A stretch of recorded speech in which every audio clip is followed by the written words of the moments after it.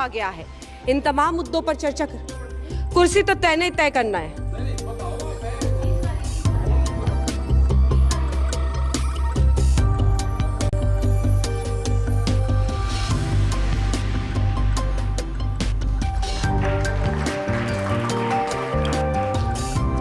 और सरकार की तरफ से, बीजेपी की तरफ से अपनी बातों को रखने के लिए राजेंद्र अग्रवाल जी, मंच पर आपका स्वागत है। सांसद है भारतीय जनता पार्टी के, तालियों के साथ इनका स्वागत कीजिए। कृषि क्षेत्र में भी ये भी अच्छी समझ रखते हैं और उसी पूरे इलाके से ये भी आते हैं। तो अग्रवाल जी, स्वागत है आपका मंच पर।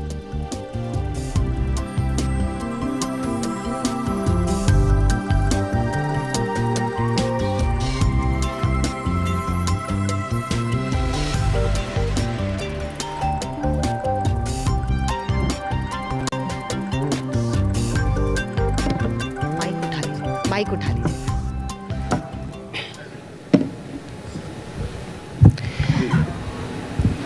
तो टिकैत साहब, आप ही के साथ शुरुआत करते हैं। हाँ जी, शुरुआत करो। इतने महीने हो गए हैं और आज भी किसान उसी तरह से जमे हुए हैं। वो कौन सी बात है जो आप लोगों को आज भी इस आंदोलन को आगे ले जाने के लिए प्रेरित करती है, और वो कौन सी दिक्कत है जिसकी वजह से आज भी किसान तमाम परेशानियों को झेलकर सड़कों पर बैठा हुआ है? फसलों का रेट ठीक मिल जाए, इसलिए यहाँ पे बैठे। जो भारत सरकार ने कहा कि एमएसपी थी, है और रहेगी, वो धरातल पर भी मिल जाए, कागजू पना रहे। और यहाँ पे बैठे हुए हैं पिछले 11 महीने से। एक बार भारत सरकार पार्लियामेंट में देश के प्रधानमंत्री 750 किसान एक्सपायर हो गए, उनके लिए भी 2 शब्द बोल दे कि दुख की घटना है कि हमारे किसान शहीद हुए। एक शब्द किसी की डेथ पे भी बोल देना चाहिए। क्वेश्चन, अगला सवाल उनसे कर लूं, राजेंद्र अग्रवाल जी से। करो। राजेंद्र जी, वो कह रहे हैं, शिकायत है उनकी कि देश के प्रधानमंत्री किसानों की दिक्कत पर कुछ क्यों नहीं बोलते हैं, जिनकी मौत हुई है उस पर कुछ क्यों नहीं बोलते हैं?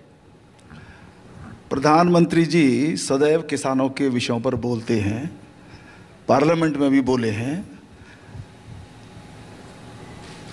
कृषि विधेयकों के ऊपर पूरी चर्चा हुई थी, उसमें भी जो है ये विषय आया था। वास्तव में तो पिछले 11 महीने से हम लोग देख रहे हैं कि एक कन्फ्यूज़न पूरे आंदोलन के अंदर है, और मुझे आज भी समझ में नहीं आता। शुरू में तो चलिए बात लगती थी कि अध्यादेश हुआ या कानून आए, कुछ भ्रम हो सकते हैं, लेकिन चर्चाएं हुई हैं, संसद में चर्चा हुई है, विभिन्न मंचों पर चर्चा हुई है, सुप्रीम कोर्ट में विषय पहुंचा है, विषय स्पष्ट हुए हैं। आज मुझे समझ में नहीं आता कि क्या कारण है, कोई एक कारण भी बताएं। तीनों कानूनों के बारे में कुछ बताएं, एमएसपी के बारे में कुछ बताएं। क्या ऐसा प्रावधान हो गया सरकार के द्वारा जिस पर इनको आपत्ति है? मुझको ये लगता है कि ये इसका जो उद्देश्य है किसान हित नहीं है, कुछ अन्य है। कुछ राजनीतिक एजेंडा हो सकता है, कुछ राजनीतिक महत्वाकांक्षाएं हो सकती हैं, कुछ राजनीतिक दलों के एजेंडे से जुड़ाव हो सकता है। क्योंकि किसानों को लेकर के जो विषय उठने चाहिए, किसानों को लेकर के जो चर्चा होनी चाहिए, वो चर्चाएं हुई हैं। और नरेंद्र मोदी जी की सरकार पूरी तरीके से उन विषयों पर सेंसिटिव है। उसका ट्रैक रिकॉर्ड है जो 2014 के पश्चात से किसानों को केंद्र में रख करके कदम उठाए गए हैं, चाहे वो किसान को किसान के नाते राहत देने की बात हो, और चाहे गांवों के अंदर रहने के कारण से गांवों के अंदर इंफ्रास्ट्रक्चर निर्माण करने की बात हो। क्योंकि यदि गांव के अंदर सुविधाएं होंगी तब किसान को वहां रहने की स्थिति बनेगी। क्योंकि ये स्थिति अच्छी नहीं है कि किसान गरीबी के कारण से, साधनहीनता के कारण से अपनी खेती को छोड़ने के लिए मजबूर हो और शहरों में आकर के मजदूरी करे। स्थिति अच्छी नहीं है। तो जहां किसान की चिंता करना, वहीं किसान के परिवेश की भी चिंता करना, और मैं उन बातों को बहुत सारी को गिना सकता हूं मैं, लेकिन उन सब विषयों के ऊपर लखीमपुर खीरी पर भी बात करेंगे। लेकिन राकेश टिकैत साहब, एक एक करके तीनों कानूनों पर चर्चा कर ले। सबसे पहला जो कानून है, the farmers produce trade and commerce promotion and facilitation act 2020, जो एपीएमसी से डील करता है, जिसके बारे में ये प्रावधान है कि अब एपीएमसी से बाहर भी जाकर किसान बेच पाएगा। आप कहते हैं इस कानून की वजह से मंडियां बंद हो जाएंगी।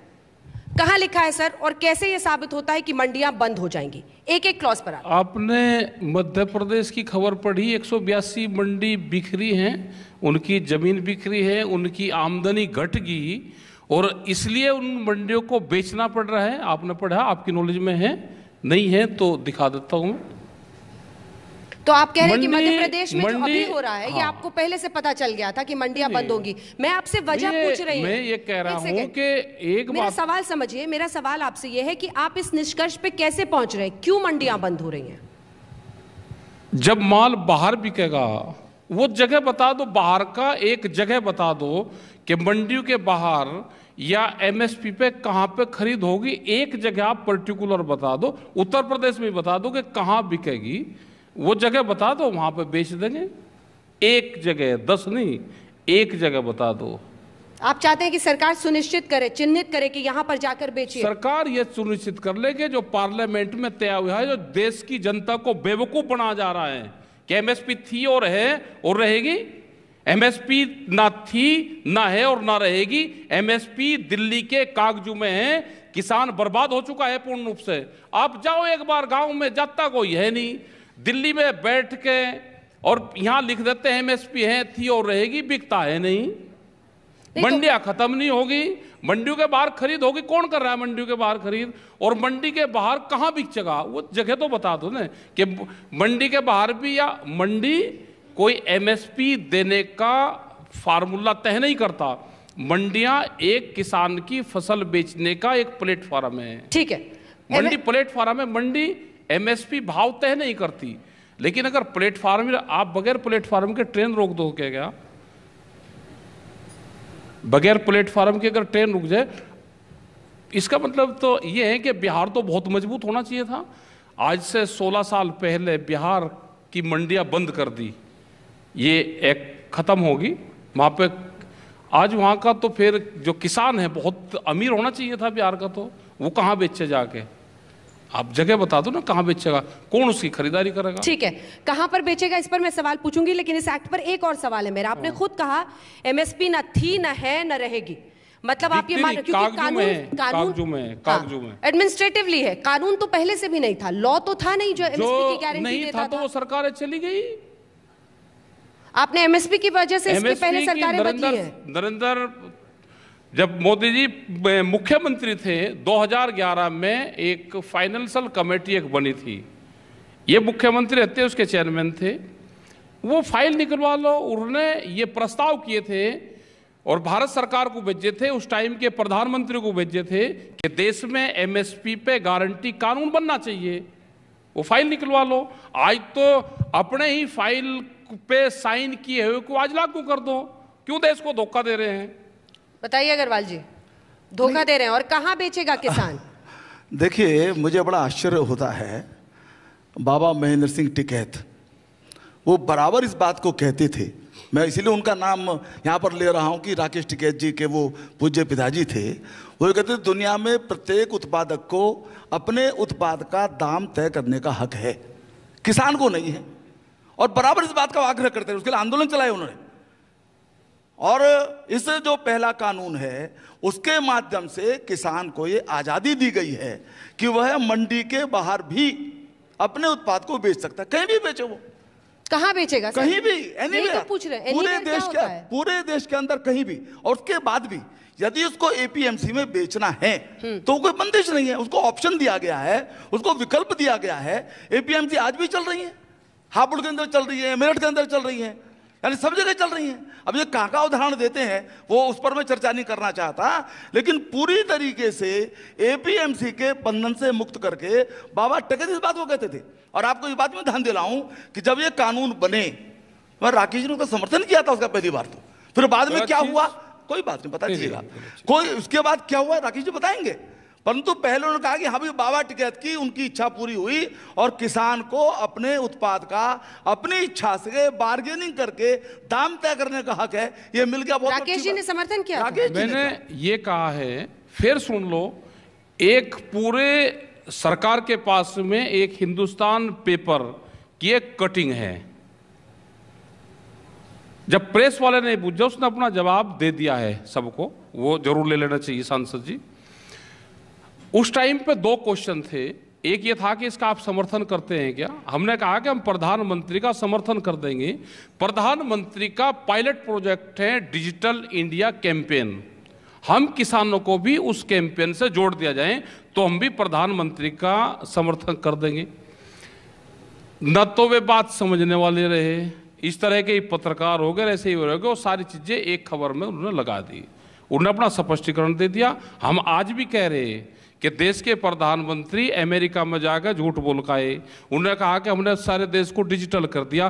किसान तो डिजिटल हुआ नहीं जी, आप हमको भी कर दो डिजिटल, हम अपनी फसल बेचें, गन्ना सारी चीज बेचें, और हमारे खाते में भी जैसे तेल कटता है हमारे अकाउंट से, ऐसे ही हमारे खाते में पैसा चले जाए। जब किसान अपने घर पर चले जाए वहाँ चले जाए। आपने अपने घोषणा पत्र में जो कहा उसको कर दो, आपने एमएसपी पे C2+50 वाला फार्मूला करा उसको लागू कर दो, आपने अपने घोषणा पत्र में जो कहा जनता को बहका के आपने वोट ली, आप वो कर दो।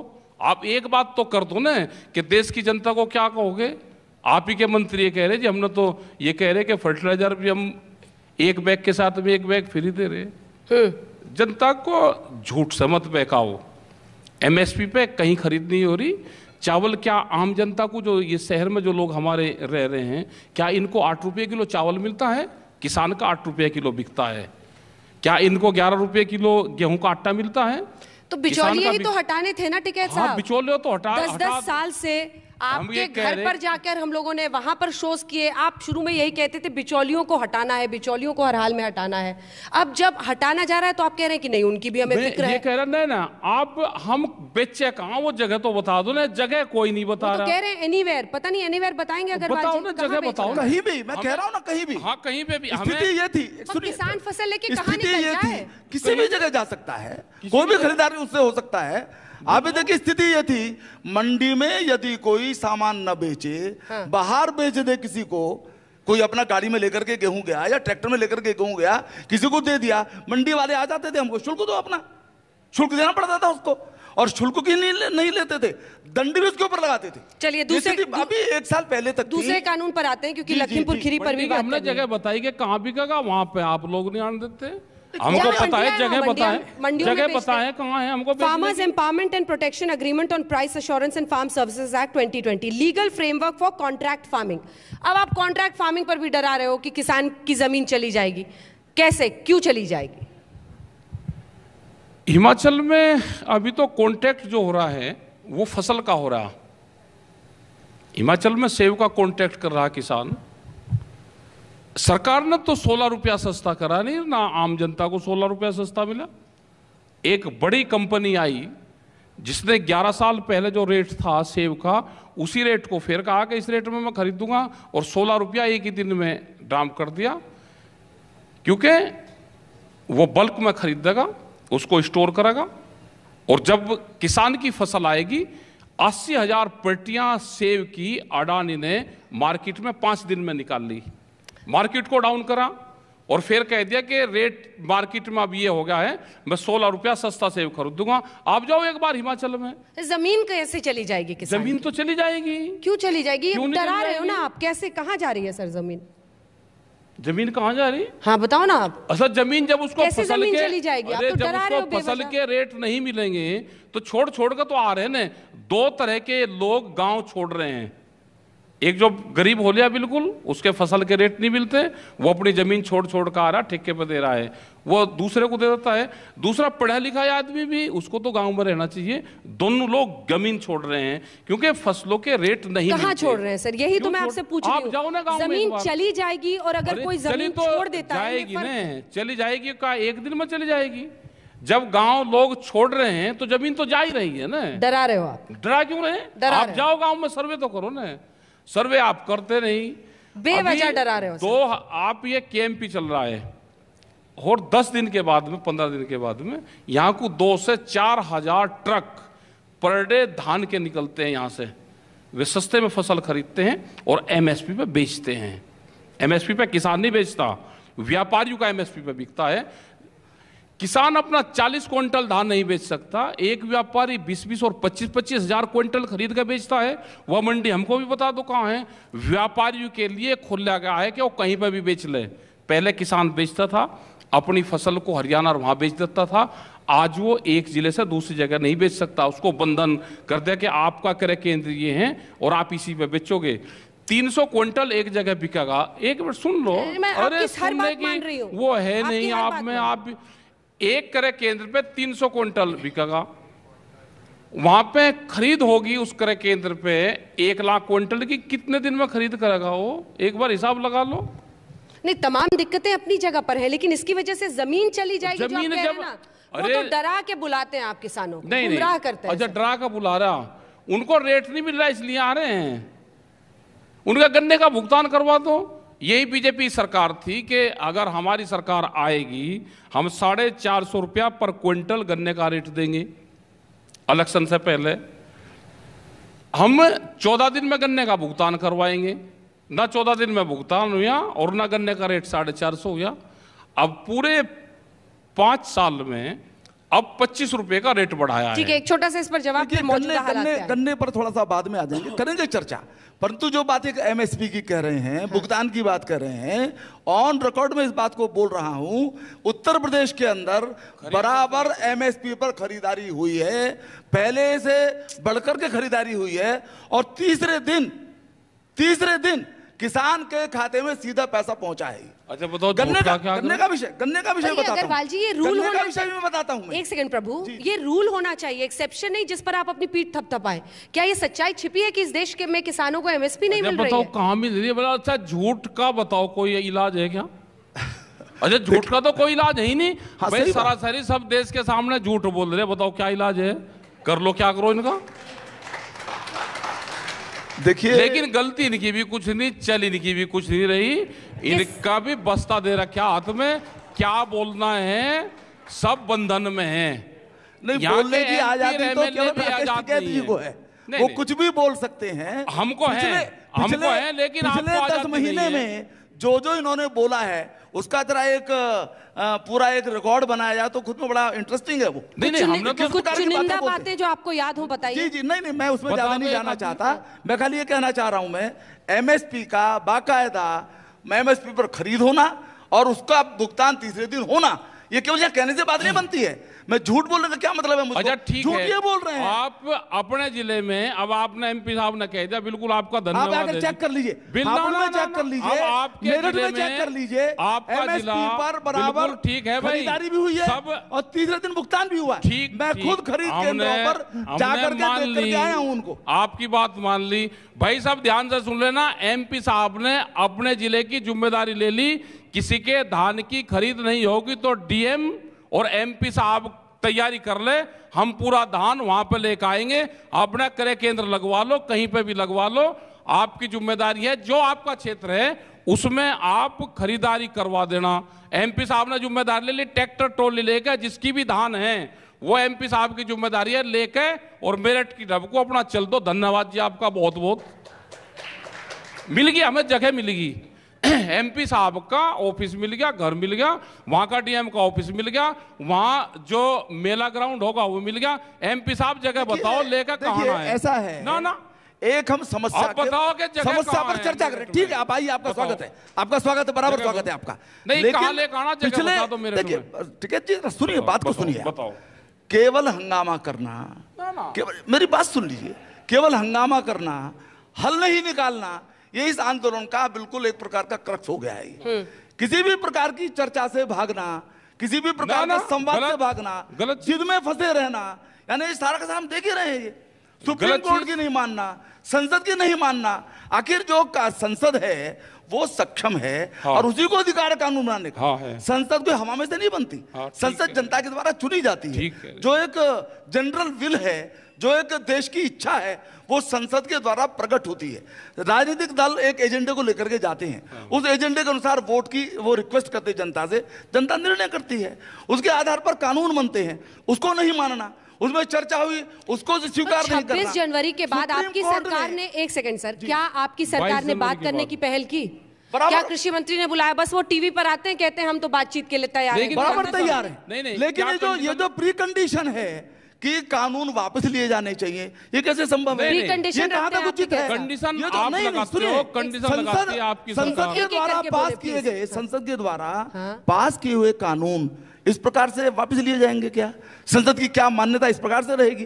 और मुझे बराबर आश्चर्य होता है, जो मैंने प्रारंभ में कहा, जो राजनीतिक एजेंडा है वो कहीं ना कहीं गाइड कर रहा है कांग्रेस का जो कंफ्यूजन है। मैं इसको जरा ज्यादा एलोबोरेट नहीं करना चाहता हूं।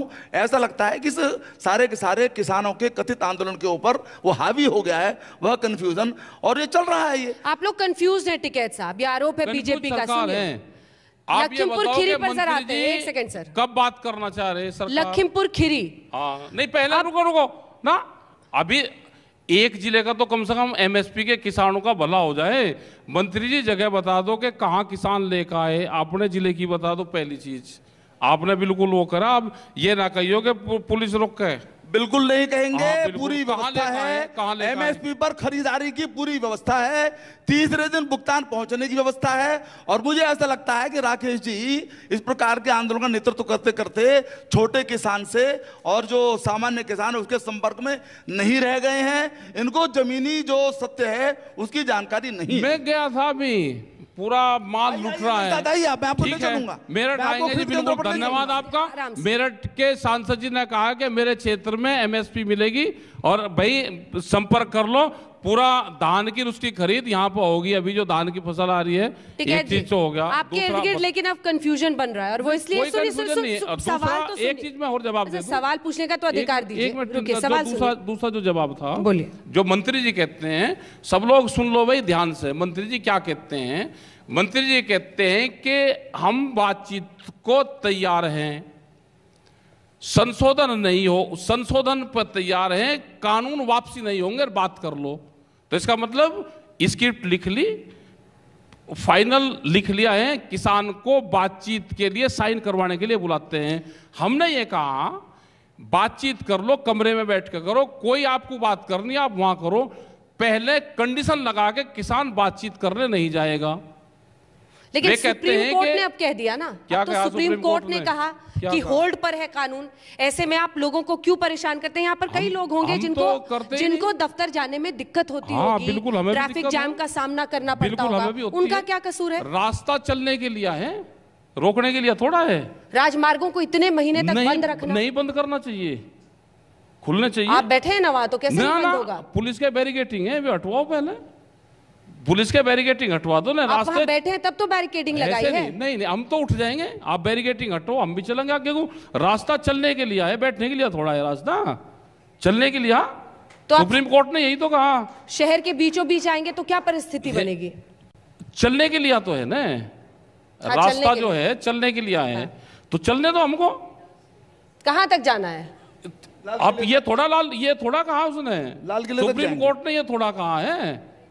सुप्रीम कोर्ट ने कहा कि रास्ता चलने के लिए है, रास्ता पुलिस ने रोक रखा है, रास्ता खुलवो।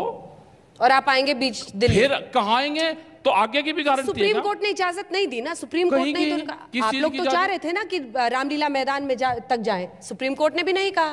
क्यों सुप्रीम कोर्ट को भी बीच में उलझा रहे? सारा सिस्टम बंधन में है। अच्छा, सुप्रीम कोर्ट भी बंधन में? अच्छा, क्यों कुआओ? हाँ? सबको राज्यसभा चाह रही, आवाज नहीं आई सर। सबको राज्यसभा चाह रही, हम सम्मान राज्यसभा भी करें, कोर्ट का भी करें, सब कुछ चाह रही। नहीं, समझ गए, जो जिसको समझना सब समझ गए, सब समझ गए। कोई एजेंसी ऐसी होगी, सबकी जांच होगी, कौन क्या क्या फैसले कर रहा है, सबकी होगी जांच। कौन सी एजेंसी होगी? आ जाएगी कोई एजेंसी। यहाँ तो कोई है नहीं अभी। अच्छा, देश में तो है नहीं कोई एजेंसी नहीं है। अगर बाहर कहीं कहेंगे, फिर कहेंगे जी आपने बाहर भेज दिया। ये आपको कांग्रेस का एजेंट कहते हैं। अब बाकी उधर एक सेकंड सुनो, रोकती तो ऐसी तैसी नहीं होती है, नहीं कोई नहीं है, विपक्ष तो रहा ही नहीं, निमट का केस। लेकिन वो सब कह रहे हैं लखीमपुर खीरी में आप बीजेपी के एजेंट बन गए, आप ही ने समझौता कराया किसानों से। अगर आग लगने से बचा लिया देश को, और कौन लोग ये कह रहे कि डेड बॉडी रखकर 5 दिन तक उस पे उनकी बॉडी रख के और समझौता ना करो? अपने परिवार की 2 दिन रख के दिखा दो। वो समझौता हुआ है अंतिम संस्कार तक, समझौता हुआ है लड़के की गिरफ्तारी पे, समझौता हुआ है जो FIR दर्ज हुई है उसमें इनका गृह राज्य मंत्री भारत सरकार का 120B का मुलजिम है, उसका इस्तीफा, उसको पकड़े, उसको जेल में डाल लें, दोनों को फिर लाएं, 5 दिन के रिमांड उनका लें और जब बताएंगे कि हमारे गैंग में कौन कौन शामिल थे। लेकिन मतभेद तो अब किसानों और किसान नेताओं में भी हो रहे हैं। कोई नहीं है, जो चढ़ूनी साहब है, नहीं, और ये कहा जा रहा है कि पंजाब से कई किसान आए थे, नुकसान उनका हुआ, अब आप बीजेपी की बी टीम बन गए हैं चुनावों के पहले। समझौता वहां पे 10,000 किसानों के बीच में हुआ, उनके परिवार, उनके रिश्तेदार और सरकार के लोग शामिल थे। समझौता जब हो जाए और जिस कंडीशन पे हो जाए उसको कर लेना चाहिए। वहां पे समझौते में जो अधिकारी आए थे उनको सरकार ने फुल फ्लैश पावर देकर भेजा। जो समझौता वहां पे हुआ, अंतिम संस्कार तक समझौता था, उनको जो मुआवजा देना था वो उन्होंने दे दिया। जो गिरफ्तारी थी, लाल कारपेट बिछा के वो लड़का बुलवाया गया, गुलदस्ते चारों तरफ को लगे हुए थे। जब तक देश का मंत्री रहेगा, जब तक उससे कोई पूछताछ नहीं कर सकता, उसका इस्तीफा, उनकी गिरफ्तारी। 120B का मुलजिम देश का गृह राज्य मंत्री है, उसकी गिरफ्तारी चाहिए, इस्तीफा चाहिए, इनको ले लेना चाहिए उससे। जिनकी वहां पर मार मार कर, पीट पीट कर हत्या कर दी गई, आप उसको जस्टिफाई कर रहे हैं, ऐसा सुना गया है। जो लोग वहां फिर निकले, जो आंदोलनकारियों के बीच से, उन लोगों को, 4 लोगों को पीट पीट कर मार दिया गया। वो पिक्चर तो जरूर पूरे देश ने देखी है। उनके खिलाफ कार्रवाई होनी चाहिए ना? सुन लो, 302 का मुकदमा दर्ज होना चाहिए। सुन लो, वहां पे जो घटना हुई वो सबने देखी। जो बीजेपी की गाड़ी थी वो शांति से निकल रही थी, किसी ने कुछ नहीं कहा। प्री प्लान वहां से जाते हुए लोगों के ऊपर जो गाड़ी थी 4x4, उसमें गिर डाला गया और पब्लिक को पीछे से हिट करा गया। उसके पीछे दूसरी गाड़ी, उसके पीछे तीसरी गाड़ी। जब वह गाड़ी पलट गई, रिएक्शन क्या हुआ होगा पब्लिक का, आप उसकी बात कर रहे हैं। नहीं होनी चाहिए किसी की हत्या। जो 8 लोग वहां पे मारे गए हैं, उसके जिम्मेदारी यहां के मंत्री की है, उनकी सरकार की है, उसकी जिम्मेदारी। हत्या का मुकदमा उन पर दर्ज होना चाहिए जिन्होंने पीट पीट कर 4 लोगों को मार डाला, जिसे आप रिएक्शन कह रहे हैं। फिर से पूछ रही हूं आपसे। गलत चीज, आप करेक्ट जानकारी करो। 3 लोग वे थे, 5 लोग की हत्याएं कुचल के हुई। मुकदमा दर्ज होना चाहिए उन पर हत्या का, जो देश अगर वो आंदोलनकारी भी देश का कानून कहता है कि इंटेंशन हत्या करी गई है या हत्या हुई है, हालात क्या है, वो देश का कानून बताएगा। देश का कानून तो कहता है कि आप किसी की पीट कर हत्या नहीं कर सकते। बिल्कुल, कानून को समझाना क्या है? पीटा क्यों गया है, क्यों वहां गया? पर हालात क्यों हुई, क्या हुई होगी, रिएक्शन हुआ है वो। तो उस रिएक्शन को आप जस्टिफाई कर रहे हैं टिकैत साहब? अच्छा, क्या बताऊं और ये कहूं कि उन्होंने हत्या करी? क्या जो लोग गाड़ी से कुचल के 20-40 लोगों को लेकर आ रहा है, वो गाड़ी में पकड़ा गया, भीड़ ने क्या कर दिया होगा, उसको आप हत्या नहीं कह सकते।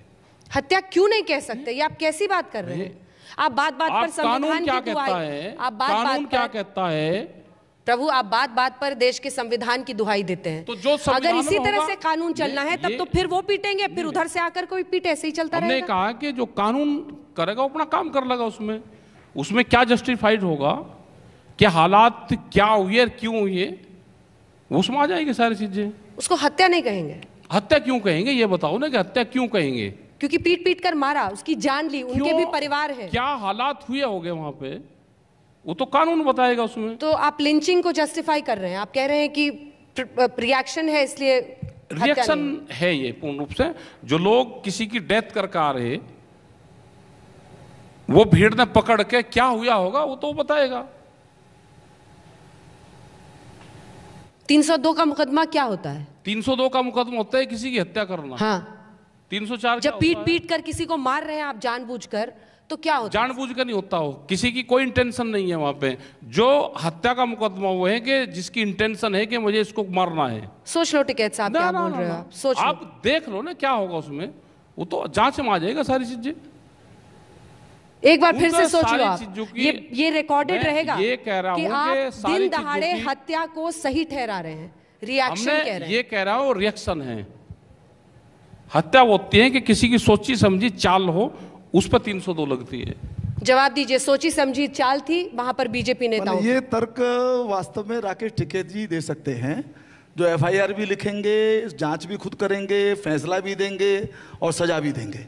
ये केवल इन्हीं की हिम्मत है। ये देखिए लखीमपुर में जो कुछ हुआ बहुत दुर्भाग्यपूर्ण है, पूरा देश उससे सकते में है। ये अब कई सारे तो उसमें कई सारी चीज़ें उसके अंदर आ रही हैं कि गाड़ियों को तोड़ा गया, उनको जो है डंडे लाठी उसमें से वो भागना पड़ा उनको, जो कुछ है, जो गाड़ियों से जिन लोगों की दुर्भाग्यपूर्ण ढंग से मृत्यु हुई है वो बहुत बड़ा अपराध है। उसकी एसआईटी के द्वारा देश के गृह राज्य मंत्री के सुपुत्र एक दिन गायब रहे। ठीक बात है, उसकी औरत ही ठीक बात कैसे है? नहीं उसका ठीक बात है क्या है इसमें? नहीं आपकी बात ठीक है, मैं ये कह रहा हूं निश्चित रूप से यदि कोई मंत्री है तो उनके परिवार की अधिक जिम्मेदारी है।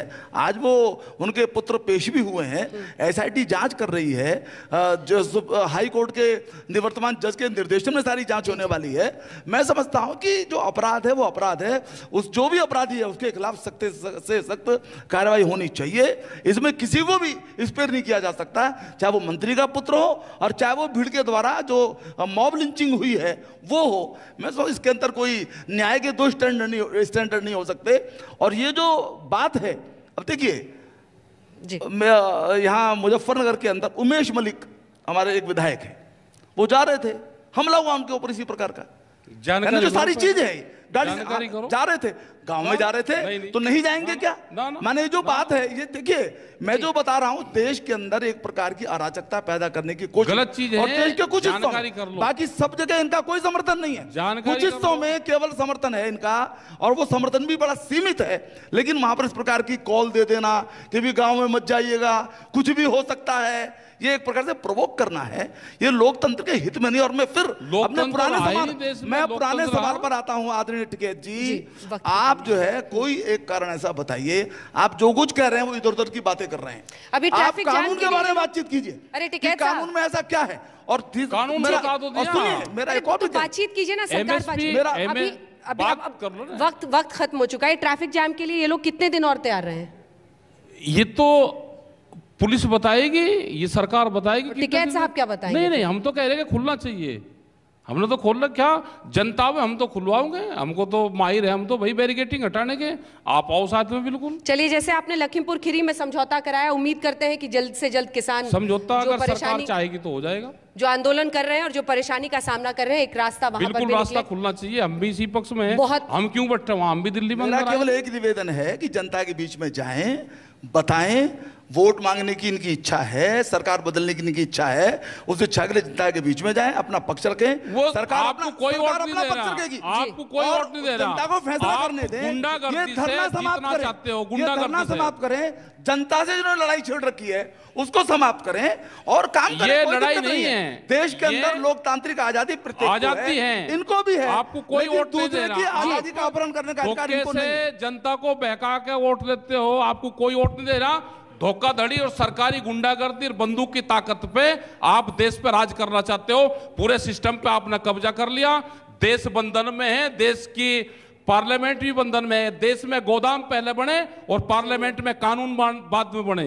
जानकारी करो, बोलने की किसी की हिम्मत नहीं है। सारे मेंबर पार्लियामेंट के हाथ में झोला दे रखा, क्या बोलना।